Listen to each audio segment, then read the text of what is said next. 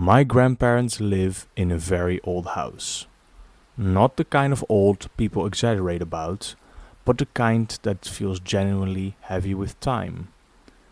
As if the walls themselves are filled with memories they were never allowed to forget. It is the sort of place where the floorboards creak even when no one is walking, where the air always feels slightly colder than it should, and where silence never truly exists because the house is just constantly settling, breathing, and shifting in small, unsettling ways. Long before my grandparents ever lived there, the house sat abandoned for many years. According to the neighbors, people who had lived in the area their entire lives, said that there were stories about it even back then. Stories about a little girl who could sometimes be seen inside the house when it was completely empty. She was walking from room to room as if she belonged there. People claimed they saw her through the windows at night, standing still and watching the road, even though no lights were ever on inside. She never spoke to anyone, never cried out for help, and never appeared frightened. She simply existed, quietly and persistently. When my grandparents first heard these stories, they dismissed them as nothing more than small town superstition.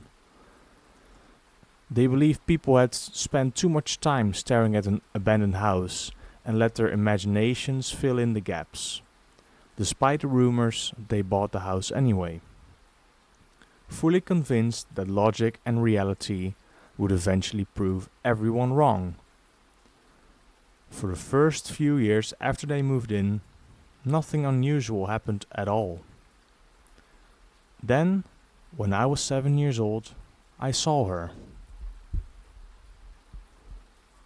It was the first time staying overnight at my grandparents' house without my parents, and I remember feeling proud and excited, like I had finally crossed some invisible line into adulthood.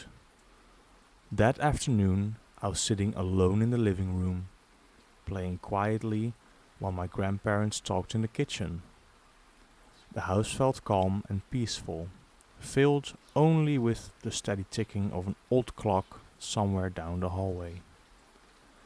At some point, I glanced towards the doorway leading deeper into the house, and that is when I noticed her. She was just standing behind the corner of the wall, partially hidden, as if she wasn't sure whether she wanted to be seen. I could clearly make out her head and one shoulder. She had dark hair pulled back loosely, and she wore a light-colored dress that looked old-fashioned even to me as a child. She looked directly at me and lifted her hand in a small friendly wave. I waved back, without hesitation and without fear. To me, she just looked like another child, maybe someone visiting my grandparents or a neighbor I had not met yet. After a moment, she stepped backwards and disappeared behind the wall. I waited for her to come back into view, but she never did. When I walked over to see where she had gone, the hallway was completely empty.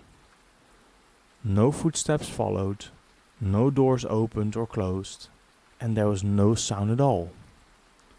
Later, when I told my grandparents what I had seen, they exchanged a look I did not understand at the time. My grandmother smiled gently and suggested I might have imagined it, but she did not laugh, and she did not ask any follow-up questions. Looking back now, I realized they already knew exactly who I was talking about. After that day, strange things began to happen more frequently, especially when I was alone in the house.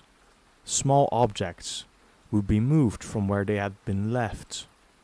Toys would appear in rooms where no children had been playing, and sometimes I would feel the unmistakable sensation of being watched, even when I was completely alone.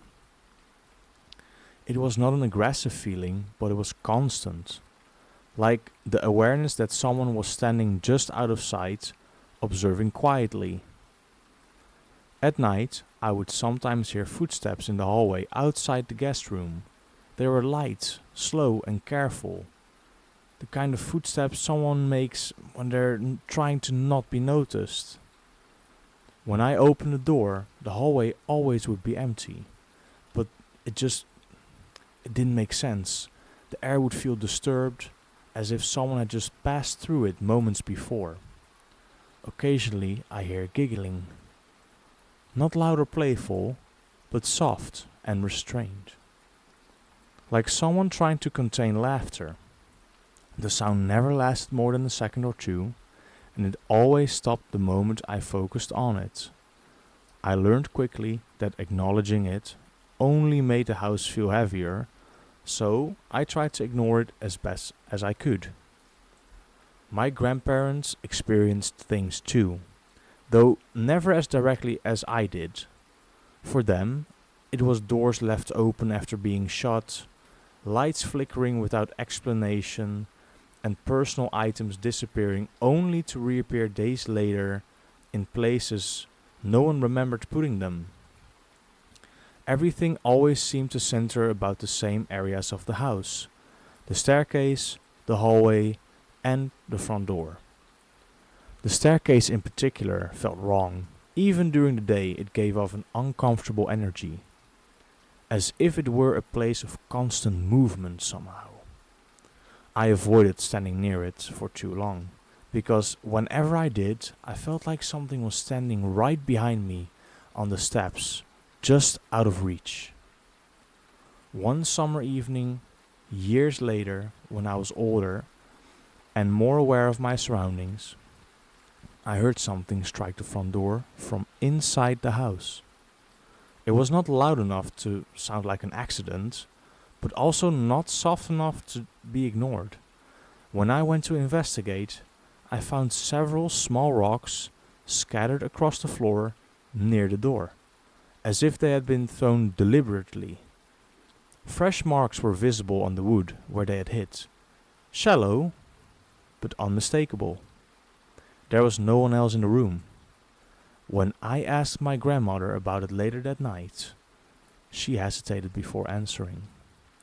Finally, she admitted quietly that the girl did things like that sometimes. She said it the way someone speaks about a recurring problem they have learned to live with, not something shocking or new. The neighbors knew about her too. Older residents would ask subtle, carefully worded questions whenever they saw me outside. They asked whether I still stayed at my grandparents' house often, and whether I ever felt uncomfortable there.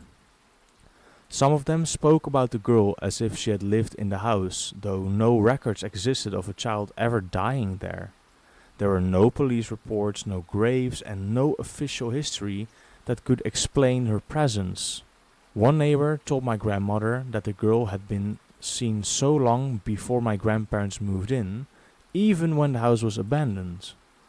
Another claimed she had seen the girl standing at the top of the stairs through the front window late at night, staring down at the empty living room. Every story matched in one unsettling way. The girl never left the house. Years passed, and the house was eventually renovated. Walls were replaced, floors were redone, and parts of the structure were modernized in the hope that it might finally feel normal. Instead, the activity became quieter and more unsettling, as if whatever lived there no longer needed to make itself obvious. That was when my grandparents installed a small security camera near the staircase. Not because of the girl, but because the house was old and isolated. One night, after hearing a noise, my grandmother reviewed the footage. What she saw changed everything. The camera had captured a pale, child-sized figure floating above the stairs. She was not walking or standing, but suspended in the air. Her body unnaturally still. The lighting in the footage did not reflect off her properly, making her appear solid but wrong, like she did not fully belong in the space. In her arms, she was holding my cat. The cat was completely motionless, not struggling or reacting in any visible way. The timestamp showed the event occurred in the middle of the night.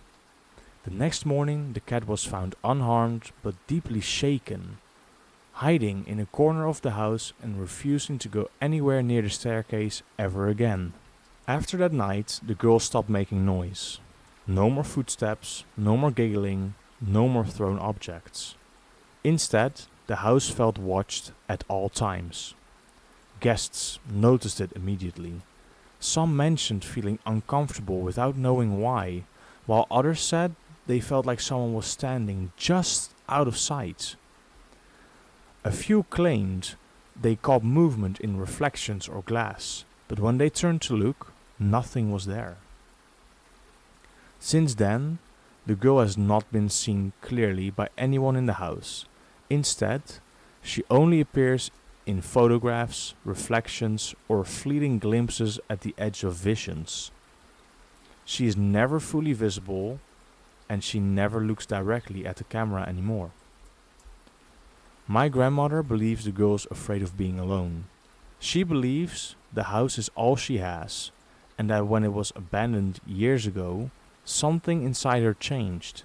Now, she watches constantly, as if afraid that one of the house will be empty again and she will be left behind. The most unsettling part of all is that she never changes. Decades have passed, the house has aged, and the people inside it have grown older, yet she remains exactly as she was when I first saw her. A child, frozen in time, lingering in a place that refuses to let her go. Even now, when the house settles at night and the world grows still, my grandparents sometimes hear the soft sound of footsteps on the stairs, followed by the faint humming of a child who never left.